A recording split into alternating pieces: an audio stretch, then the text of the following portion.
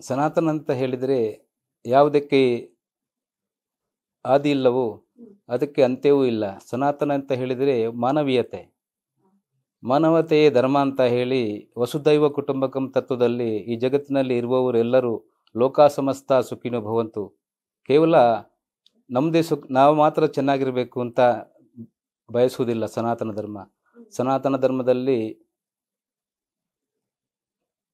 ಭೂಕೇಕು ರೋಟಿ ಪ್ಯಾಸೇಕು ಪಾನಿ, ಅನ್ನ ಹಸಿವಾದವನಿಗೆ ಅನ್ನ ಕೊಡಬೇಕು, ಬಾಯಾರಿದವನಿಗೆ ನೀರು ಕೊಡಬೇಕು, ವಿಶ್ವದ ಕಲ್ಯಾಣ ಆಗಬೇಕು, ಧರ್ಮಕ್ಕೆ ಜಯ ಹೋಗಬೇಕು, ಅಧರ್ಮದ ನಾಶ ಆಗಬೇಕು, ವಿಶ್ವದ ಕಲ್ಯಾಣ ಆಗಬೇಕು, ಪ್ರಾಣಿಗಳಲ್ಲಿ ಸದ್ಭಾವನ ಇರಬೇಕು. ಇದು ನಮ್ಮ ಧರ್ಮದ ಮೂಲ ತಿರುಳು. ಇದು ಸನಾತನ. ಎಲ್ಲಿ ಪ್ರೇಮ ಇರುತ್ತದೋ ಅದು ಸನಾತನ. ಅಲ್ಲಿ ಭಗವಂತ ಇರುತ್ತೆ. ಎಲ್ಲಿ ಪರಿಶುದ್ಧತೆ, ಎಲ್ಲಿ ಪವಿತ್ರತೆ ಇರುತ್ತೆ ಅದು ಸನಾತನ.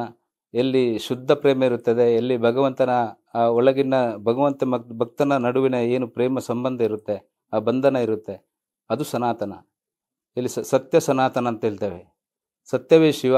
ಸತ್ಯವನ್ನು ನಮಗೆ ಮುಟ್ಲಿಕ್ಕೆ ಆಗೋದಿಲ್ಲ, ನೋಡಲಿಕ್ಕೆ ಆಗೋದಿಲ್ಲ, ಅದರ ಜೊತೆ ಸಂಭಾಷಣೆ ಮಾಡಲಿಕ್ಕೆ ಆಗೋದಿಲ್ಲ. ಆದರೆ ಸತ್ಯ ಇಲ್ಲವ ಅಂತ ಹೇಳಿದರೆ ಸತ್ಯಕ್ಕೆ ಮತ್ತು ಸುಳ್ಳಿಗೆ ಆಕಾಶ ಮತ್ತು ಜಮೀನಿಗಿರುವಷ್ಟು ವ್ಯತ್ಯಾಸ ಇರ್ತದೆ. ಸತ್ಯ ಅನ್ನುವಂಥದ್ದು ಆತ್ಮವೇದ್ಯ ವಸ್ತು, ಅದು ಕಣ್ಣಿಗೆ ಗೋಚರಿಸುವಂಥದ್ದಲ್ಲ. ಆ ಸತ್ಯವೇ ಶಿವ, ಆ ಶಿವನೇ ಸುಂದರ. ಆ ಸತ್ಯವನ್ನು ನಂಬಿ ಸತ್ಯದ ಸನ್ಮಾರ್ಗದಲ್ಲಿ ಮಾಡಿ ಬೇರೆಯವರಿಗೆ ಹಿಂಸೆಯನ್ನು ಕೊಡದಿರುವುದೇ ಸನಾತನ. ಅಹಿಂಸೋ ಪರಮೋ ಧರ್ಮ ಅಂತ ಹೇಳ್ತೇವೆ. ಇನ್ನೊಂದು ಸೇವಾ ಹಿ ಪರಮೋ ಧರ್ಮ ಅಂತ. ಸೇವೆಯಲ್ಲಿ, ಮೂಕ ಪ್ರಾಣಿಗಳ ಸೇವೆಯಲ್ಲಿ ನಾವು ಆ ಒಂದು ದಯೆಯನ್ನು ನಾವು ಕಾಣ್ತೇವೆ. ದಯವೇ ಧರ್ಮಕ್ಕೆ ಮೂಲ ಅಂತೆ.